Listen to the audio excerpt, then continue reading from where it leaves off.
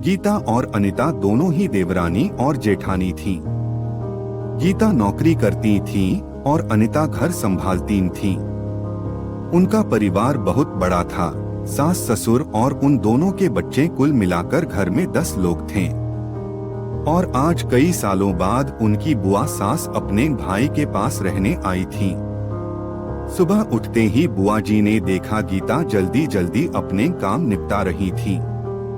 अनिता ने सबका नाश्ता बना दिया।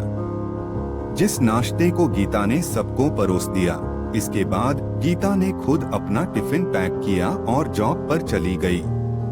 अनिता ने फिर दोपहर का खाना बनाया और थोड़ी देर बैठ गई अपनी सास और बुआ सास के पास।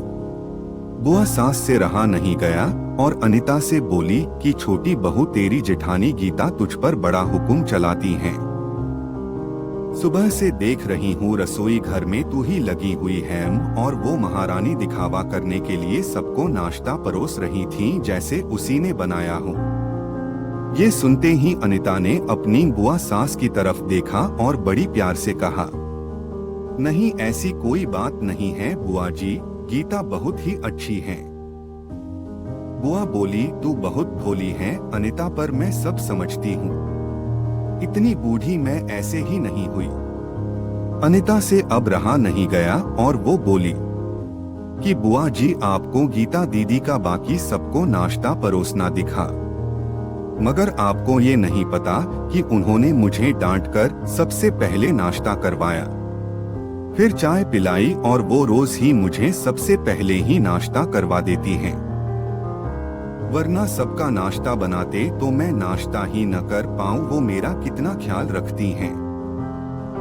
दीदी सुबह जल्दी उठकर मंदिर की सफाई करके फूल सजाकर रखती हैं और वो मुझे खुद से 1 घंटा लेट उठने को कहती हैं, क्योंकि मुझे उठते ही नहाकर सीधा रसोई में ही जाना पड़ता है। शाम को ऑफिस से आते वक्त दीदी बाजार से सब्जियां भी लेकर आती हैं, क्योंकि हमारे हस्बैंड रात को लेट हो जाते हैं और गीता दीदी ने सासू माँ को बाजार जाने के लिए मना किया है, क्योंकि मां जी अब 60 साल से ऊपर की हो चुकी हैं, कहीं बाजार जाते समय उन्हें तकलीफ न हो जाए। वैसे भी उन्हें घुटनों की परेशानी है और जब मां जी को घूमने का मन होता है तो गीता दीदी छुट्टी करके खुद उनको घुमाने लेकर जाती हैं। और हाँ बुआ जी, गीता दीदी रोज शाम को आकर खाना बनाने में मेरी खूब मदद करती हैं, चाहे वो कितनी भी थकी हुई हो। वो मेरी जेठानी जरूर हैं, मगर वो मुझे अपनी छोटी बहन ही मानती हैं और मैं उन्हें बड़ी बहन मानती हूँ। ये सब सुनते ही बुआ चुप हो गई। शायद उसकी चुगली अनिता के आगे फेल हो चुकी थी। शाम को गीता सब्जी की थैली अनिता को पकड़ाते हुए बोली कि अनिता, सब्जियों के साथ वाले थैले में तुम्हारी फेवरेट लेखक की किताब भी लाई हूँ। ये सुनकर अनिता खुश हो गई और बोली, थैंक्स दीदी। अनिता सब्जी की थैली किचन में रखी और किताब रखने अपने कमरे में चली गई। तभी बुआ जी ने गीता को आवाज दी, बड़ी बहू जरा यहाँ आना। गीता बोली, जी बुआ जी। तभी बुआ बोली कि तुम इतनी मेहनत करके कमाती हो और ऐसे ही फालतू किताबें खरीदकर पैसों की बर्बादी कर रही हो, वो भी अपनी देवरानी के लिए। वो तो वैसे भी घर में करती ही क्या है, तुम दिन भर मेहनत करती हो और वो घर पर आराम करती हैं। इस बात पर गीता मुस्कुराई और बोली, क्या बुआ जी आराम, और अनिता, उसे तो कह कहकर आराम करवाना पड़ता है।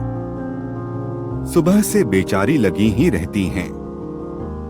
किचन में सबकी अलग अलग पसंद, मेरे और उसके मिलाकर 4 बच्चों का टिफिन सब वो ही करती हैं।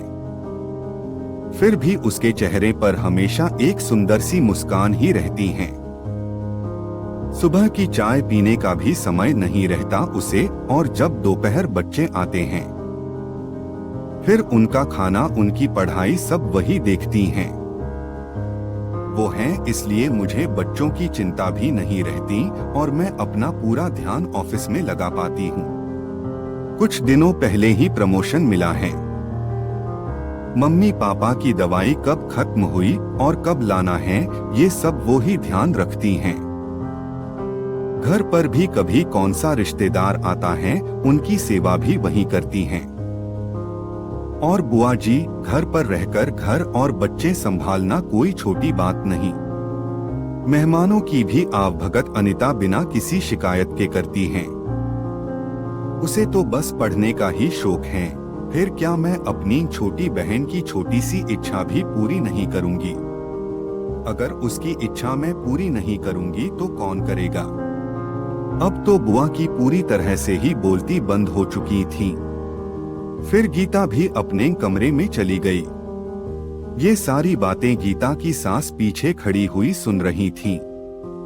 वो बुआ के पास आकर बोली कि जीजी, ये दोनों देवरानी जेठानी जरूर हैं, मगर इनका प्रेम दो सगी बहनों से भी ज्यादा बढ़कर है।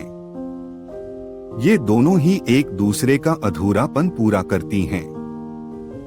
मेरे घर की मजबूत नींव हैं ये दोनों। पहले मैं भी एक बुरी सास थी और हमेशा ही मैं इनको लड़ाने की ही सोचती थी, लेकिन इनके प्रेम के आगे मैं भी पिघल गई।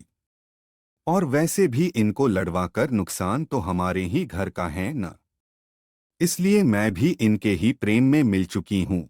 लेकिन ये बातें गीता और अनिता की बुआ सास को समझ नहीं आई और वो मुंह घुमाकर अपने कमरे में चली गई, क्योंकि वो तो इनको लड़वाने ही आई थीं। लेकिन गीता और अनिता जैसी बहुओं के बीच दरार पैदा करना बिल्कुल नामुमकिन था। और दोस्तों, अगर गीता अनिता जैसी बहू बेटी हर घर में हो तो उनके प्यारे घर को बड़ी से बड़ी ताकत भी नर्क नहीं बना सकती। वाकई में ऐसी बहुएं हर घर में हो तो हर एक घर स्वर्ग बन सकता है। आप इस कहानी के बारे में क्या कहेंगे दोस्तों? आपको ये कहानी कैसी लगी कमेंट करके हमें जरूर बताइएगा।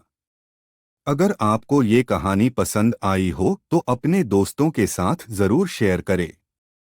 और ऐसी ही प्यारी कहानियां सुनने के लिए हमारे YouTube चैनल से जुड़े।